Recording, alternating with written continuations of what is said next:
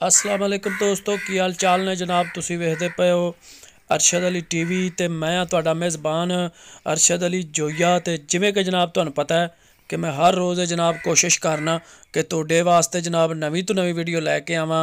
ते अज भी जनाब मैं लैके आया यह डाला जनाब जिहड़ा तुहानूं नज़र आ रहा है शाहज़हूर डाला जनाब 2003 मॉडल है जनाब। ते डिमांड इहदी मालक करदा जनाब 10 10.5 लख। ते नंबर जनाब व्हाट्सएप का मैं उत्ते स्क्रीन ते ला दिता जनाब। दो नंबर ने दोवां नंबरां दे जनाब व्हाट्सएप बने हुए ने। किसी भी नंबर ते जनाब तुसी कॉल करके इस डाले दे मुतलक पूरी मालूमात लै सकदे हो। इनू जनाब कागज़ इहदे बिल्कुल ठीक जेनवन ने जनाब उन्हां कोल। ते सारे टोकन भी क्लीयर ने जनाब, कोई रौले वाली गल नहीं है। साफ सुथरा जनाब ये डाला है जिहड़ा तुसी वेख रहे हो। बाकी दी जिहड़ी इहदी जनाब डिटेल है वो तुसी इन्हां नंबरां ते जनाब करनी है कॉल ते उन्हां तो जनाब पूरी डिटेल ले लैनी है।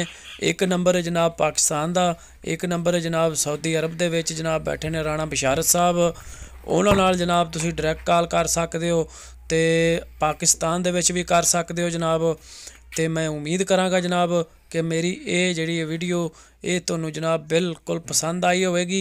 तो मेरी अगली वीडियो वेखण वास्ते चैनल नूं जनाब करो सबसक्राइब ते बैल आइकॉन दे बटन ते मारो हत्थ ताकि आने वाली वीडियो का नोटिफिकेशन तुहानूं पहुँचे तो तुसी वो वीडियो वेखो।